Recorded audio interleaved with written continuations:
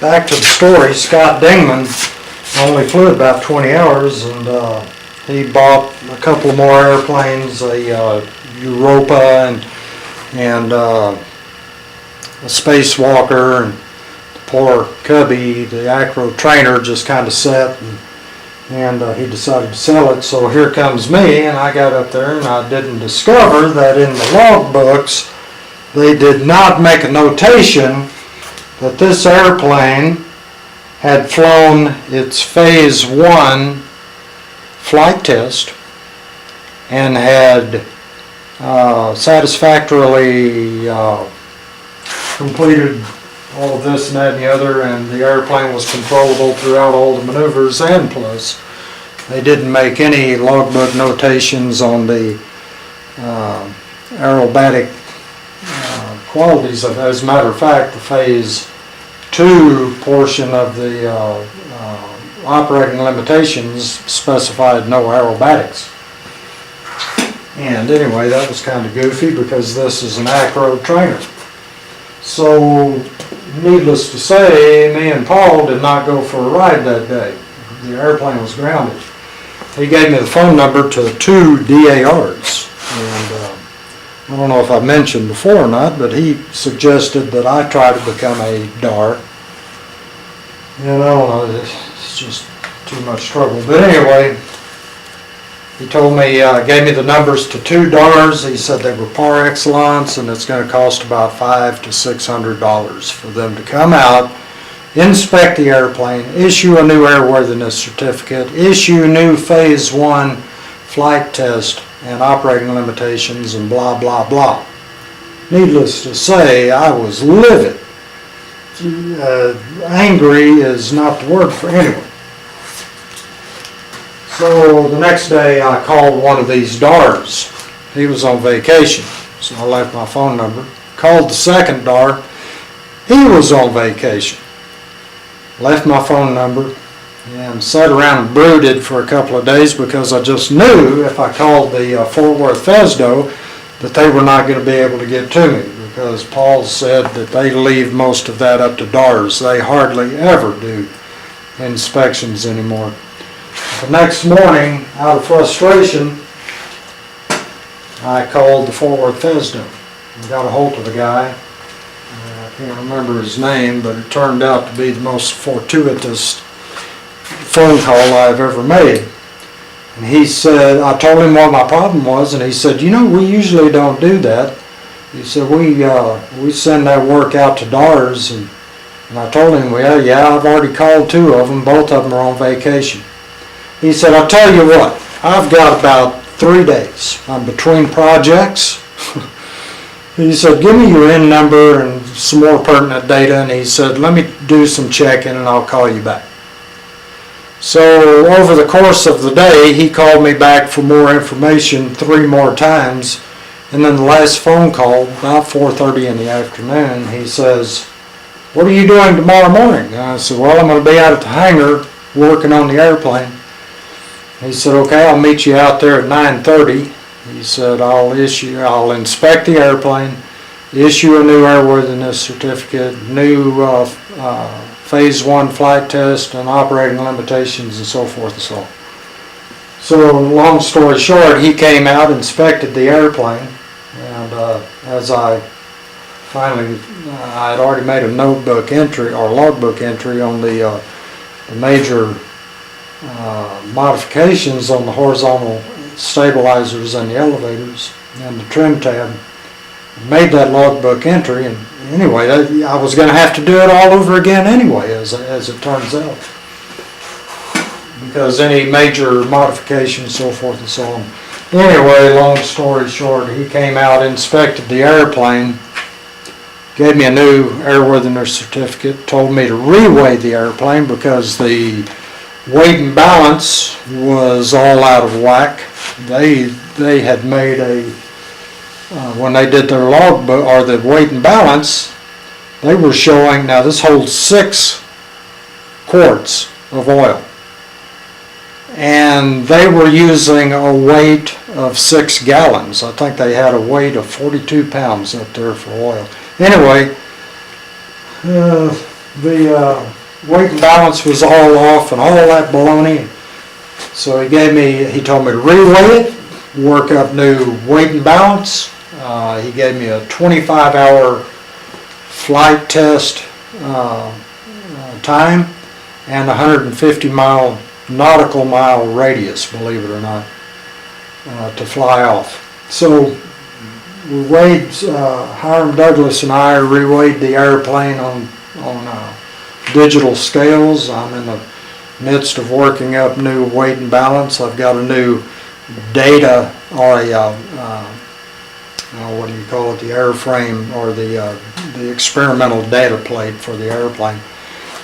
I've still got to put the builder's name and all of that on it, but I've got to put the new empty weight and work all of that up, the new maximum gross weight. So this airplane is going to be light sport. It's going to meet the criteria for light sport. And anyway, I'm 16 hours into the new flight test, and blew out these bungee covers, and here I am working on new ones, and I pulled the door off while I was at it. I'm going to fix that. We're right in the middle of a cold front, so I'm not going to be out flying anyway. So anyway, I'm going to go over here and I'm going to drill each one of those holes, and then I'm going to cut the little diagonals in there and then form it around my plywood former and drill it up to the next riblet, and here we go, more riveting and all that. It just takes forever. This is time consuming.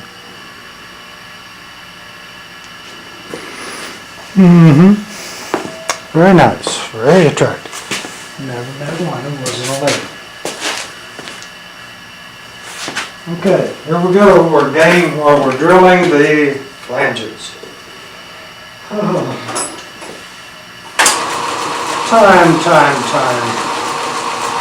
Takes forever. Have mercy. Come on.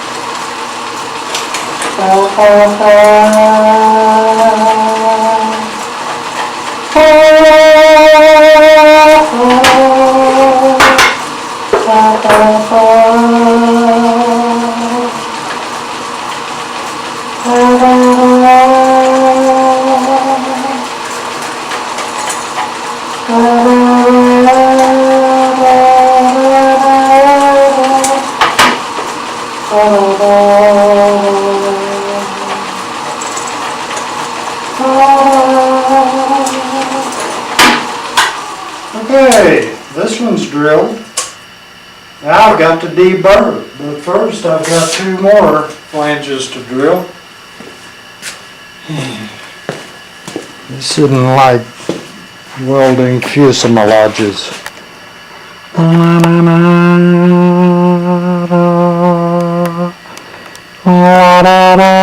And I've got to get back on the little bird. Shoot, man. I got more projects going than I know what to do with. Yeah. Right in the middle of tedium ad nauseum. This is the part that drives me nuts. It's cleaning up and deburring. I've already gone along the backside with a drill bit and just lightly kissed the outside edges and deburred them. Now on the inside I'm using a little pointy grinder of some sort. Does the trick.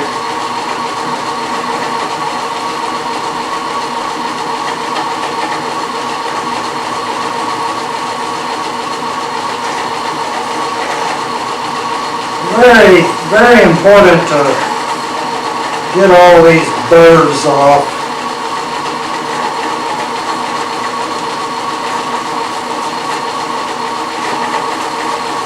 But it takes forever. Spend a lot of time deburring and cleaning up.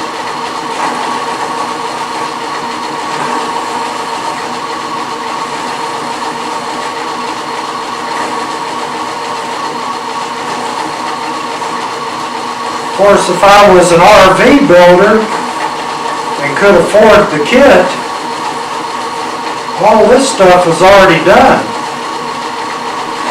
I've seen an RV kit out at Brownwood a doctor is putting together. Man, oh man, they've already got the skill. And we will crudely take our aviation tin snips after drawing our cutout lines, and we will crudely cut out to the drilled holes on these angles. It's not a real sharp angle.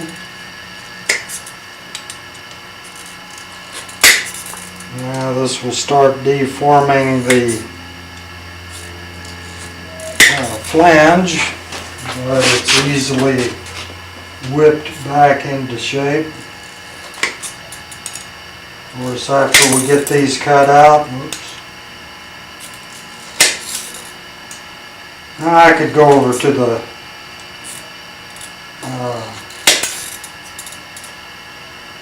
metal cutting bandsaw and do this. But this seems just as quick, and you still have to dress out all the cut lines with a file, a Dremel tool with a sander on it works pretty good.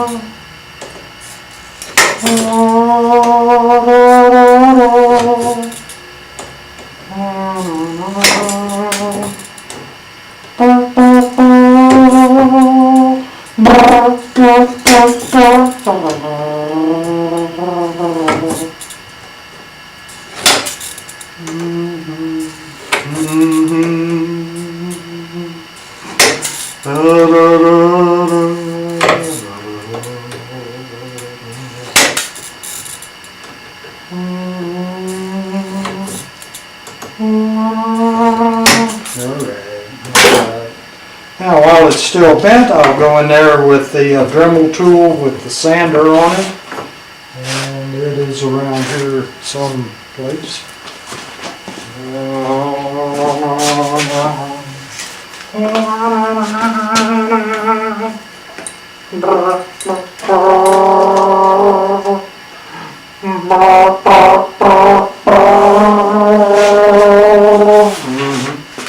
Yeah, of course. Doggone. extension cord is tied up around every piece of equipment in the shop. As you can see, I keep a sterile shop.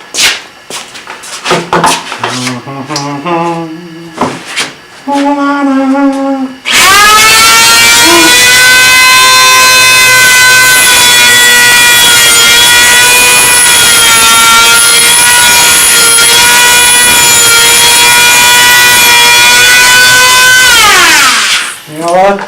I'm gonna go over here to the drill press. I'm gonna try something a little different this time around.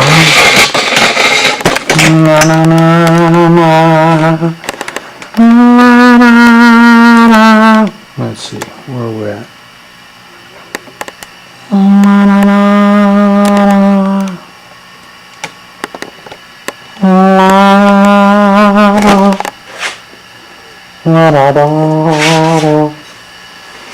And I'll just break the corners with a sanding drum. Oh,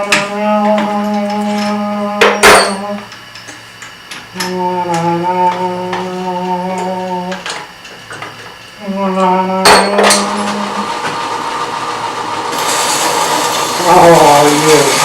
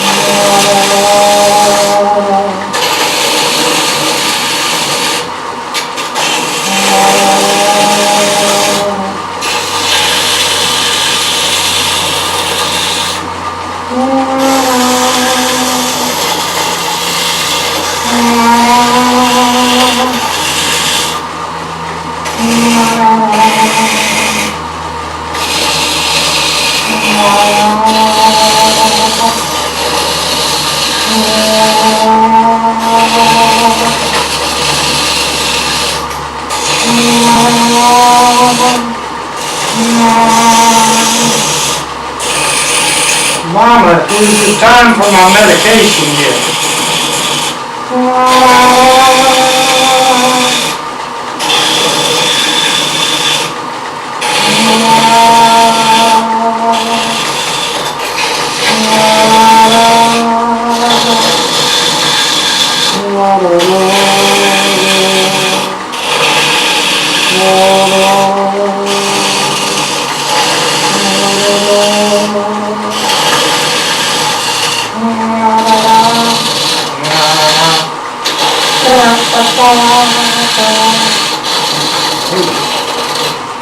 And there we have it, the edge is broken. And now we'll sit down with a file and clean her up. Simple. And sometimes power tools are extremely helpful.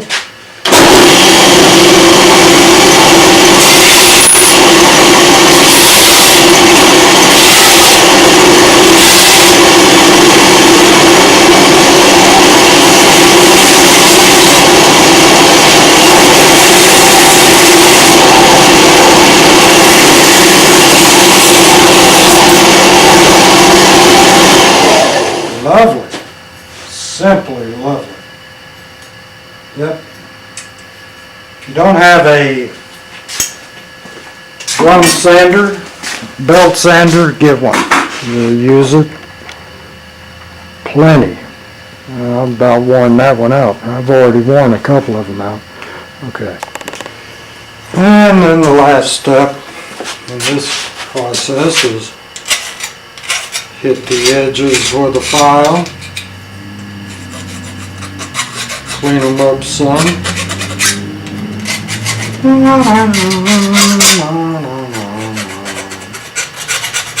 Anyway, you get the idea. Come on, baby, it's clean. Gotta look like we did this in a workmanlike fashion. So 20 years down the road, somebody may open this up and say,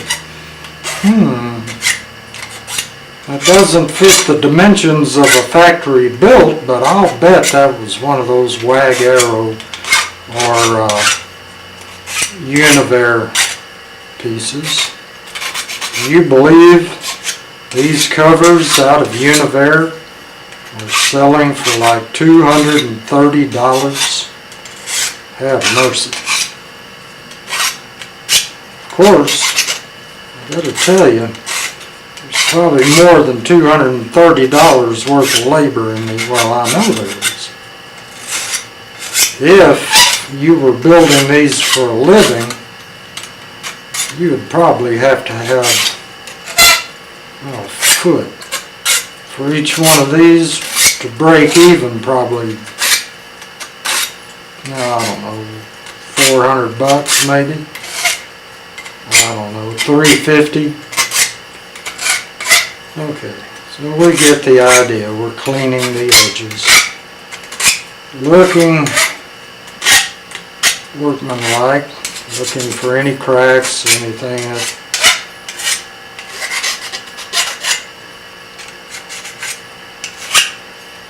And we're about ready to stick it on the form blocks and start doing a little forming.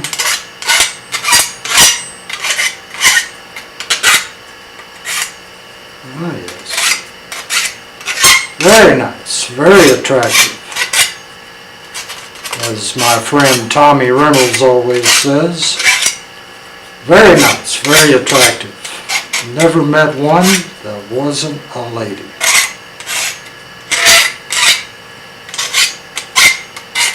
Tommy, he retired probably nearly a year ago. And I have only heard from him once since then. We were going to go do some fishing. Well, I think he found out, like me, that retirement is not retirement. You become more busy when you're retired than you've ever been in your life.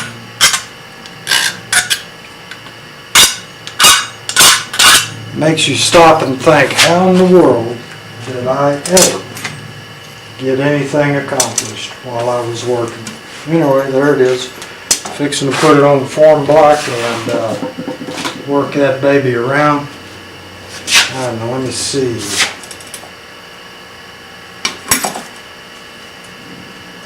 Somewhere, somehow. La da da da da da da.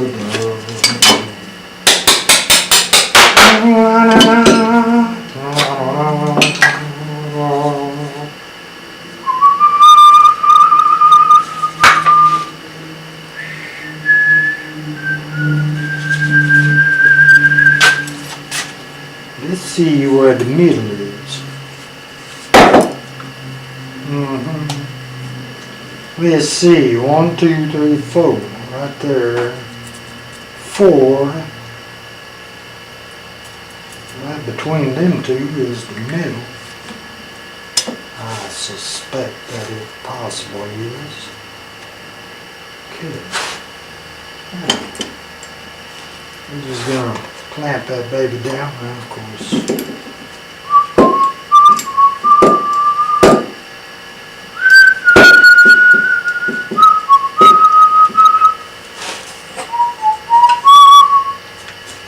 Right on the center line is right where we're going to clamp that baby down, right like into that, hopefully.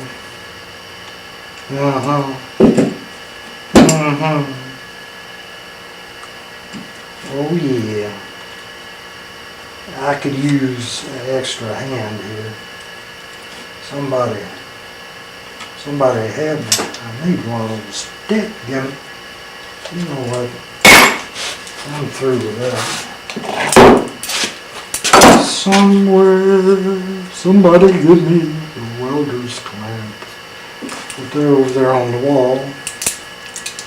And of course, a little bit foot of Rinsky. Somebody give me a break here. Come on. La, la, la, la, la, la, la, la, la. And we just start forming. Oh, have mercy, somebody give me a break. That ain't gonna work, no, not like in the day. It helps to be nuts. It truly does. It helps to be on medication, man.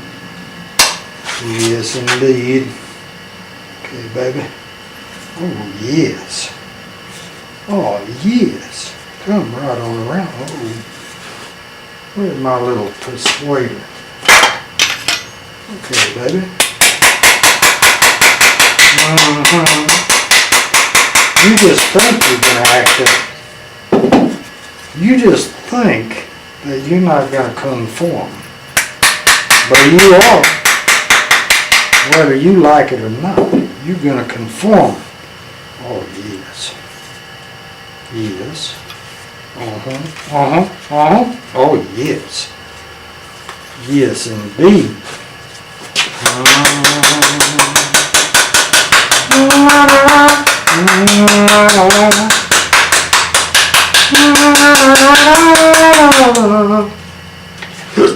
Oh, foot.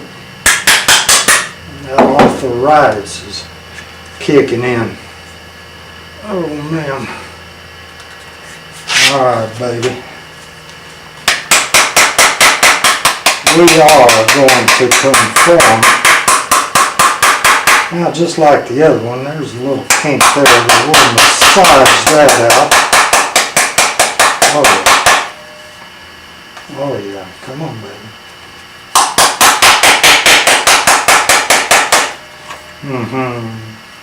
Yes, indeed. Yes. Now, this here thingamajig is just about ready to fit up onto the mate for this one. Now let's see. Bottom. It's got to go in like that. Alright, let's making sure. Okay, so where's the center line?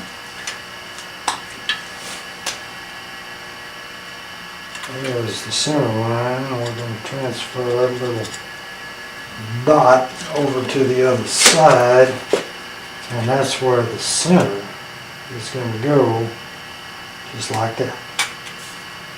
Now, we're ready to start drilling holes and clecoing. Let's make sure that this is truly the opposite of this one. Yes. Yes, indeed. Indeed it is. Indeed. Okay, sorry, Mr. Hammerstein, that I had to interrupt the interview once more.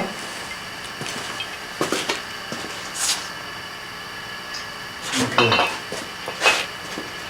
Now this is pretty good stuff. The Captain Morgan. Don't get much better than that. A little spiced rum at the end of the day. Now,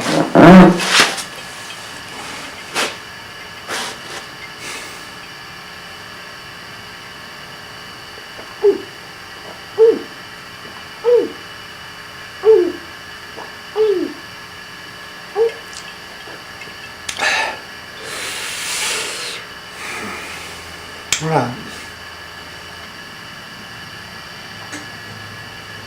And the next thing you know, I'd be out messing with the full scale. It's been back and forth all of my life. Models, full scale models.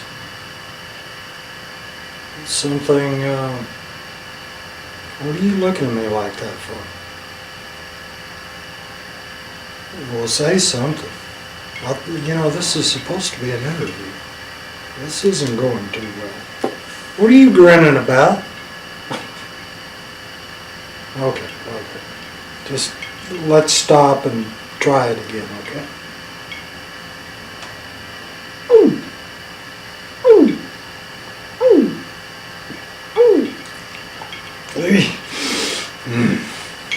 Want another drink? We'll try this interview some other time, huh? I don't know, I need to think about some of this stuff.